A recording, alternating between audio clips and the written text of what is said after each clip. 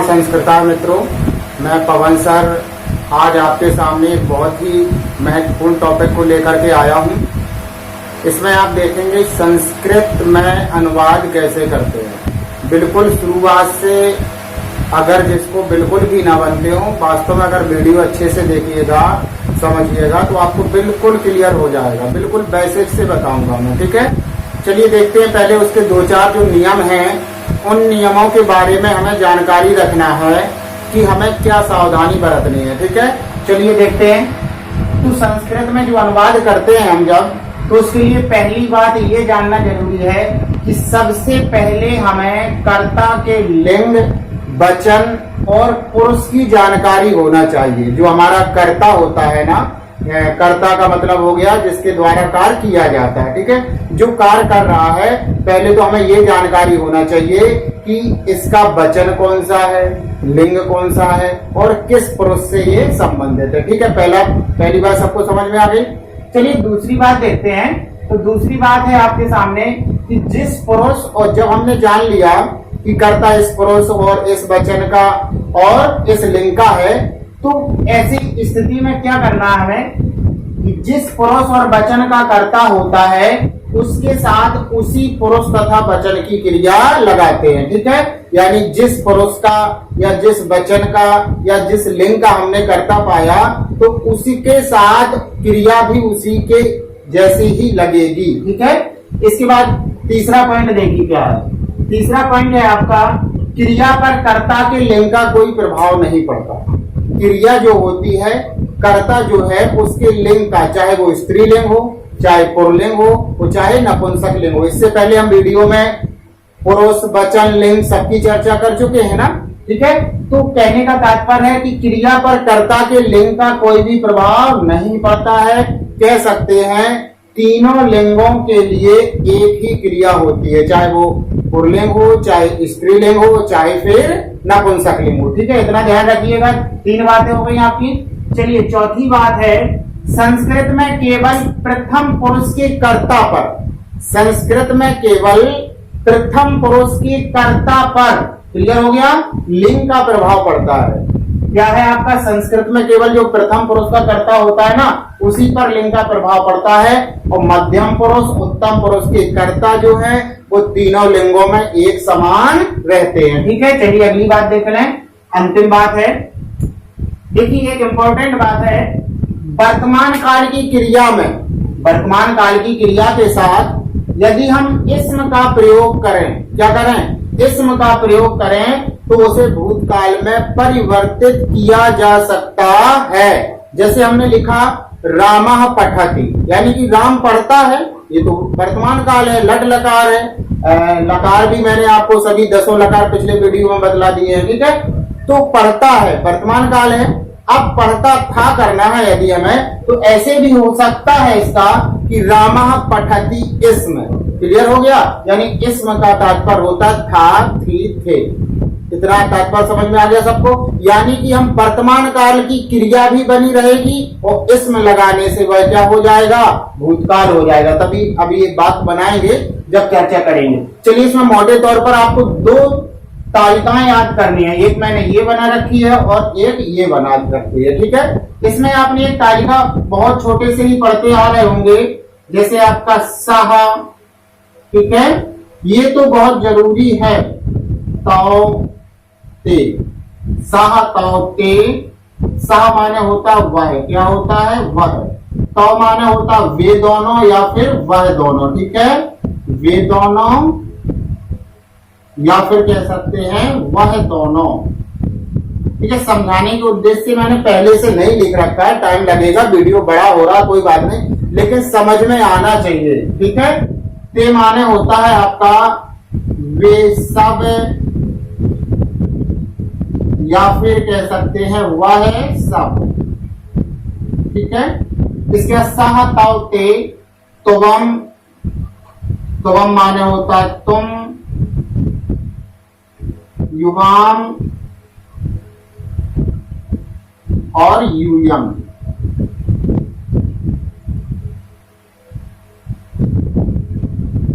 यहां पर हो जाएगा तुम दोनों, क्या हो जाएगा तुम दोनों, यहां पर हो जाएगा तुम सब, और इसके बाद अहम, आवाम, वयम। ठीक है, अहम माने होता है मैं, क्या होता है मैं। आवाम माने होता है हम दोनों, क्या होता है हम दोनों। वयम माने होता है हम सब। ये आपको सारणी जो है अच्छे से कंठस्थ करनी पड़ेगी, याद करनी पड़ेगी। साह ताव ते प्रथम पुरुष हो गया, मध्यम पुरुष में आप क्या क्या, मध्यम पुरुष में त्वम युवम यूयम, और आपका उत्तम पुरुष में अहम आवाम वयम। ठीक है, ये बहुत जरूरी है अगर आपको अनुवाद सीखना है तो, अगर आपको अनुवाद सीखना है तो बहुत जरूरी है। ठीक है, इसके बाद चलिए एक टेबल और देखते हैं, एक तालिका और बनाई मैंने, तालिका 1 हो गई, ये तालिका नंबर 2। इसमें क्या करना है देखिए, इसमें आपका मान लीजिए कोई धातु ले लीजिए, पठ धातु। पठ माने क्या होता है पढ़ना, और इसका हम लेके चल रहे हैं वर्तमान काल, यानी कि लट लकार। कौन सा काल, लट लकार का तात्पर्य होता है वर्तमान काल। क्या होता है वर्तमान काल। देखिए कहने का तात्पर्य आपको एक साथ बोझा नहीं रखना है, एक एक काल समझते चलिए। क्लियर हो गया इतना? चलिए देखिए, पहले आपका यहां पर लिख सकते हैं हम पठती, पठता और पठंती। उसके बाद पठसी,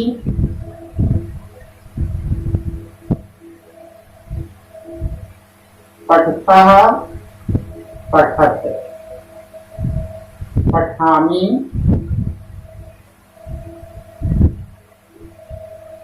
पठामी, पठावा, पठामा। ठीक है, पठामा, पठामी, पठावा, पठामा, पठावा, पठावा। चलिए लिखाई का कार्य आपका हो गया, केवल आपको समझना है, फोकस करिए, आप जो भी मैं बोल रहा हूं ध्यान से समझिए। ठीक है, देखिए आपको मुख्य बात याद रखनी है, ये सारणी जो बनी हुई है साहा ताव ते, ठीक है, त्वम युवाम यूयम अहम आवाम वयम, एक तो ये।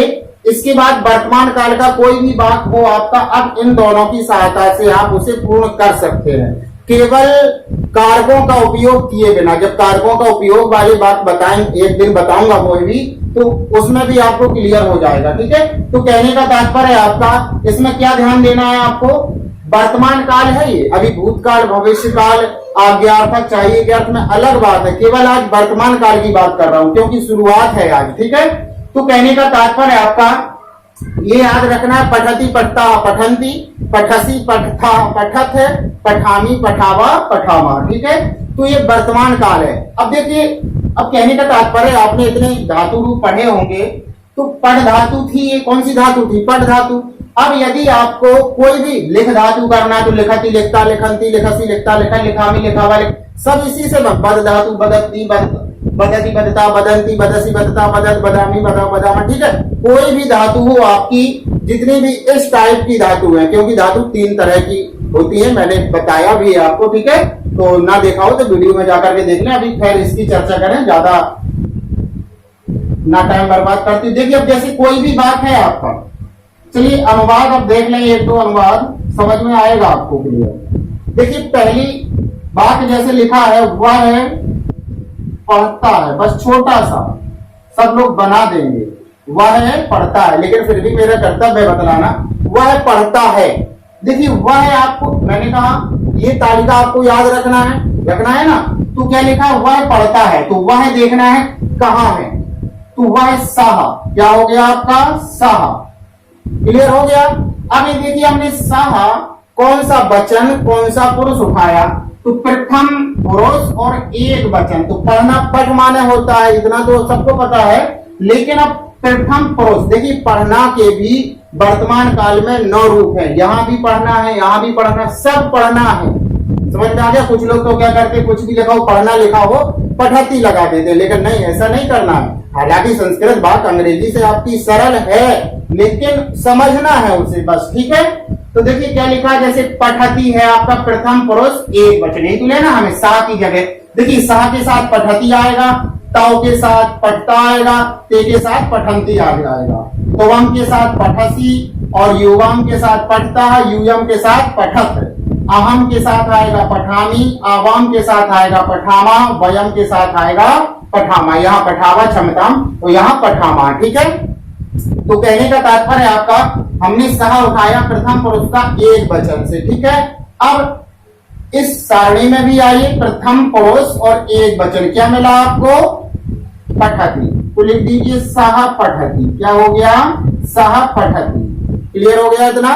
क्या हो गया? सह पठती, यानी कि वह पढ़ता है। अब देखिए कहने का तात्पर्य है आपका, अगर ऐसे भी लिखा हो, कोई भी उठा के इसमें से रख दी, जैसे लिख दिए हम तुम दोनों पढ़ते हो। क्या कर दिया हमने? तुम दोनों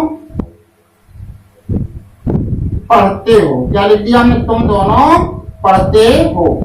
अब देखिए हमें क्या करना है, तुम दोनों पढ़ते हो, तो हमें पहले इस सारणी में तुम दोनों देखना है कहां पर है। तो तुम दोनों यहां दिया गया, यानी कि कह सकते द्विवचन और मध्यम पुरुष। तो इसके साथ पढ़ धातु जो आएगी द्विवचन मध्यम पुरुष, द्विवचन और मध्यम पुरुष। पठ था, क्या आएगा?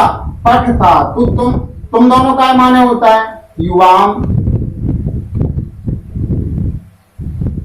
पठ था। ठीक है, ये बन गया आपका। कोई कठिनाई नहीं है वाक्य बनाने में। बहुत से बच्चों को क्या लगता है कि कठिनाई लगती है, लेकिन कठिनाई कुछ भी नहीं। अभी तो इतने भारी वाक्य होंगे कि यहां से लेकर के यहां तक बिल्कुल सिंपल तरीके से साधारणतः आप बनाने लगोगे। बस 3 ही वीडियो में आपको कंप्लीट करवा दूंगा वाक्य बनाना, बस आप ध्यान से देखिएगा।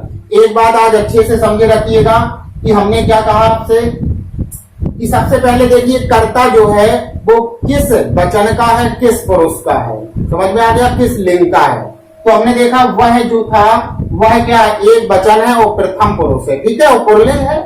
इसी तरह से आपका तुम दोनों देखा करता है ना, यहाँ पर जो कार्यकारी, अभी देखिए वह पढ़ता है, कौन पढ़ता? वह, तो करता हो गया। तुम दोनों पढ़ते हो, कौन पढ़ते हैं? तुम दोनों, तो यहाँ पर ये करता हो गया जिसके द्वारा कार्य किया जाए।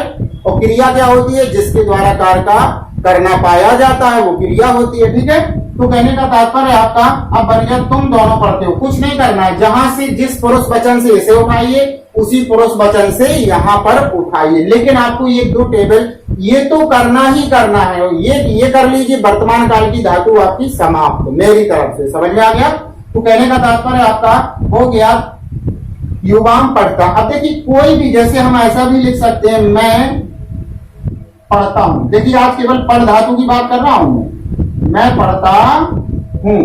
देखिए मैं अहम होता है, सब लोग जानते हो अहम। ठीक है, अब ये नहीं है पठती लगा दो तो आपका वाक्य सही हो जाएगा, नहीं ऐसे नहीं होगा कि पठती लगा दिया और वाक्य सही हो गया, क्योंकि पठ माने पढ़ना होता है। सोचो सब में पठती, देखिए इसमें भी मैंने बताया प्रथम पुरुष के एक वचन के साथ, प्रथम पुरुष की एक वचन द्विवचन बहुवचन के साथ प्रथम पुरुष का क्रिया जो पढ़ धातु है एक वचन के साथ द्विवचन और बहुवचन, ऐसे आपको मिलाना है। 9 कॉलम ये है और 9 कॉलम ये है, एक के साथ एक ही फिट होगा, अन्यथा आपका गलत हो जाएगा।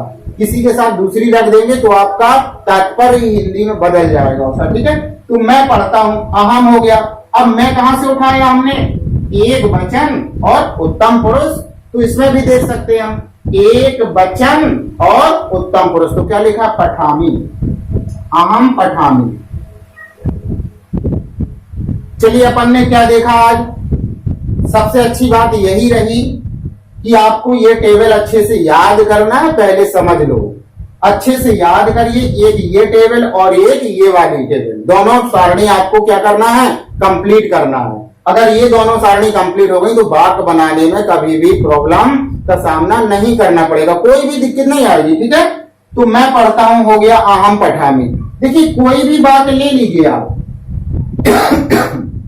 चलिए जैसे आपका अगला बात इसी में से ना होकर के अलग हो, थोड़ा हटके, जैसे इनके जगह जो है प्रथम पुरुष का एक वचन जो है उसके जगह किसी का नाम भी आ सकता है। ऐसा लिखा होता है जी, राम पढ़ता है। क्या लिखा होता? राम पढ़ता है। तो देखिए राम क्या है आपका? प्रथम पुरुष ही होता है हमेशा किसी का नाम, और एक वचन होगा। अगर एक, क्योंकि मैंने वचन समझा, एक व्यक्ति या वस्तु का नाम एक वचन, दो वस्तु या दो व्यक्तियों का नाम द्विवचन, और दो से अधिक यानी तीन या तीन से ज्यादा तो वह आपका क्या हो जाता है, बहुवचन में। तो रामा आ जाएगा, जैसे साहा है तो इसी तरह से क्या हो जाएगा, रामा।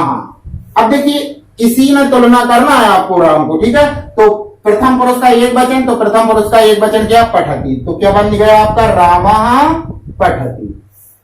आशा करता हूं समझ में आ रहा होगा। और इसके बाद कोई भी बात है आपका, अब देखिए थोड़ा हटके बात कर लें, अगर ये वाली हम सारणी नहीं ले रहे हैं पर लेकिन चलेंगे आज वर्तमान काल में ही, कंफ्यूजन नहीं पैदा करना, आपको एक दिन में एक ही लेना है, ठीक है। तो कहने का तात्पर्य आपका एक ही काल समझिए सबसे पहले, जब एक अच्छे से समझ में आ जाएगा तो आप कमेंट करके बताइएगा। उसके बाद एक ही दिन में चारों, क्योंकि अब ये नहीं लिखना पड़ेगा, ना टेबल बनानी पड़ेगी आपकी सारणी, कुछ नहीं, केवल अनुवाद बताना पड़ेगा आपको। और तो कहने का तात्पर्य कमेंट में बॉक्स में लिखें कि एक ही दिन में फिर मैं आपको पांचों लकारों की बात कंप्लीट करा दूंगा एक ही वीडियो में, ठीक है। और फिर अगले वीडियो में जो एक वीडियो होगा उसमें आप क्या देखेंगे, जो आपके विभक्तियों से संबंधित, कारकों से संबंधित वाक्य बनते हैं उनको एक दिन में कंप्लीट करा दूंगा, ठीक है। तो ज्यादा वीडियो भी लंबा नहीं होगा, ज्यादा से 15 मिनट का वीडियो पर्याप्त होता है। अच्छा ये हो गया। इसके बाद अगर आप देखना चाहें अलग से, पढ़ना ना होता लिखना होता, जैसे राम लिखता है तो रामा, जैसे पठती तो लिखती हो जाएगा, राम बोलता है तो रामा बदती हो जाएगा। क्लियर हो गया इतना। अच्छा इसके बाद जैसे खाना होता, जैसे राम खाता है तो रामा खादती हो जाएगा। जैसे हमने लिखा कि राम खाता है, क्या लिख दिया हमने, राम खाता, तो क्या बना दोगे आप, रामा खादती, क्या बना दोगे, रामा खादती। लीजिए बात बन गया आपका, कोई कठिनाई नहीं है, बिल्कुल सिंपल है। अगर आपको ये सारणी कंप्लीट है और साथ में ये भी कंप्लीट है तो बात बनाने में कभी कोई दिक्कत का सामना नहीं करना पड़ेगा। बार बार मैं अपने दावे के साथ कह रहा हूं कि आपको ये कंप्लीट करना है और साथ में ये वाली, सात आवते तवम युवम यूयम अहम आवाम भयम, एक तो ये हो गई। और एक वर्तमान काल में बात बनाने के लिए पठती पढ़ता, पठंती पठसी पढ़ता, पढ़त पढ़ामी पढ़ाओ। देखिए मैं इसके इस टेबल के लिए क्यों कह रहा हूं, क्योंकि पढ़ धातु की हम छोटे बचपन से ही छोटी क्लासों से पढ़ते आ रहे हैं, तो एक याद टाइप का होता है तो कम टाइम लगेगा। पढ़ा है आपने, आता सभी को है, आता सभी को, पर ध्यान नहीं दिया जाता है, ठीक है। सोच लेते हैं कि ये तो बात बनाना बहुत कठिन है, जंजाल है, ऐसा कुछ नहीं होता है, ठीक है। अभी आपको 3-4 वीडियो बिल्कुल अच्छे से कंप्लीट करा दूंगा मैं, ठीक है। तो अच्छा अगर आपको और कोई बात में देखना है, माना कि चलिए इसकी क्लिप ले लीजिए, उसके बाद मैं आपको, इसलिए बनी है क्योंकि सामने रखने में थोड़ा आपको भी दिक्कत नहीं होगी और समझ में भी आ जाएगा कौन कहां से आता है। लेकिन कल से आपको ना ये टेबल सामने मिलेगी ना ये वाली मिलेगी, ठीक है। आपको क्या करना है, आपको कंटेस्ट करना है और उसके बाद अपने आप कुछ बात बनाइए, या फिर अभी मैं कुछ दूंगा तो उनको भी कंप्लीट कर सकते हैं। चलिए अगला देखते हैं कुछ है। अच्छा इसके बाद देख लें हम, जैसे लिखा है इनमें से तो समझ में आ गया। अगर इसको उठाएंगे, ठीक है ना, तो बहुवचन और मध्यम पुरुष, तो ये क्रिया आएगी, ठीक है। अब देखिए आज तो बिल्कुल छोटा, बिल्कुल बेसिक से चल रहा है, सबसे छोटा बात बिल्कुल जीरो से चल रहा है। क्या चल रहा है, जीरो से। और मेरा तात्पर्य है, कहने का मतलब है बिल्कुल जीरो से आपको ऊंचाई तक पहुंचा दूंगा अगर आप इतना कंप्लीट कर लें जितना आज का टॉपिक है। बस ज्यादा तो नहीं कहना चाहूंगा, अगर आप जितना आज का टॉपिक है इतना दिमाग में बिठा लीजिए तो आपको जीरो से बिल्कुल उच्चतम ऊंचाई तक पहुंचा दूंगा वाक्य अनुवाद में। बस आप बसरते इतना याद करके बताइएगा पहले, ठीक है। और बताइएगा जरूर, जिनको कंप्लीट है याद है कोई प्रॉब्लम नहीं है, जिन्हें नहीं है तो वो कृपया ध्यान दें, याद कर लेना अच्छे से, ठीक है। कुछ नहीं है, एक रिपीट कर लीजिए, पढ़ती पढ़ता पढ़ती पढ़ती पढ़ता पढ़ता पढ़ाम पढ़ा पढ़ा, ठीक है। इसके बाद साथ होते तो हम युवम यूयम आवाम भयम, इनको रिपीट करते रहिए, अपने आप आएगा, ठीक है। तो कहने का तात्पर्य हो गया। अब कोई भी बात आप अभी खुद बना सकते हैं, तो कहने का तात्पर्य है, चलिए बात समझ में आ गया होगा। अब आप 1-2 बात घर से मतलब होमवर्क समझ लीजिए, चाहे कुछ समझ लीजिए, जो आपको समझना हो वो समझिए, ठीक है। तो आपको क्या करना है, पहला अनुवाद आपको करना है, 4 अनुवाद दे रहा हूं तो घर से करके कमेंट बॉक्स में करिएगा, ठीक है। मैंने लिखा मोहन खेलता है, ठीक है। और फिर कोई छोटी क्लास के बच्चे तो हो नहीं कि क्रिया बतानी पड़े हमें या कुछ करना पड़े, ठीक है। सेकंड नंबर है आपका, तुम सब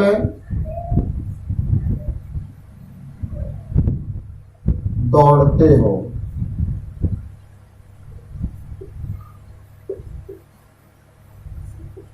ठीक ठीक है। थर्ड नंबर है आपका वाक्य, हम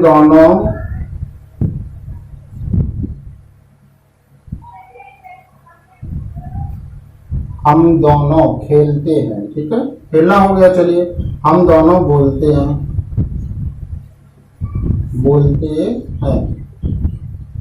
फोर्थ नंबर है आपका, वे सब हंसते हैं।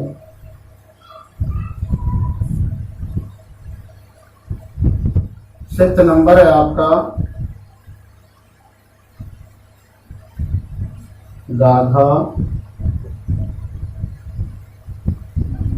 सोती है।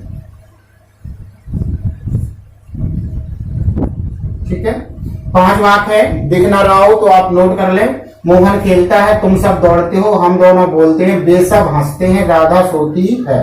ठीक है, जैसे क्रिया रूप यही चल रहा है, जैसे पठती पढ़ता, उसी तरह से आपको ये भी करना है। ठीक है, कहो तो इनको बतला दूं। देखिए, खेलना होता है क्रीड, क्या होता है क्रीड, और तो क्रीडती क्रीडता क्रीडंती ऐसे चलेगा। इसके बाद दौड़ना धावती धावता धावंती ऐसे चल जाएगा। बोलना बदती बदता बदंती ऐसे चल जाएगा। हसती हसता हसंती ऐसे चल जाएगा। सुप्त सोना सुप्तती सुप्ता सुप्तंती ऐसे चल जाएगा। ठीक है, ध्यान दे लीजिएगा। और आशा करता हूं कि अगर वास्तव में आप सभी को वीडियो पसंद आया हो तो प्लीज लाइक एंड शेयर कीजिए और लोगों तक पहुंचाने का कार्य करें, क्योंकि आपके काम आ रहा है, दूसरों के भी काम आएगा। और सब्सक्राइब चैनल को जरूर करें, क्योंकि प्रतिदिन आपके पास इसी तरह से एक वीडियो पर डे पहुंच रहा है। तो और जितने लोग मेरे सब्सक्राइबर, सबको मैं धन्यवाद देना चाहूंगा कि 100+ सब्सक्राइबर हो चुके हैं। एक माह ही हुआ है। चलिए, अच्छी बात है। तो वॉच कीजिए चैनल को और दूसरों तक भी पहुंचाइए। चलिए, अगली वीडियो में पुनः मिलते हैं। तब तक के लिए जय हिंद, वंदे मातरम।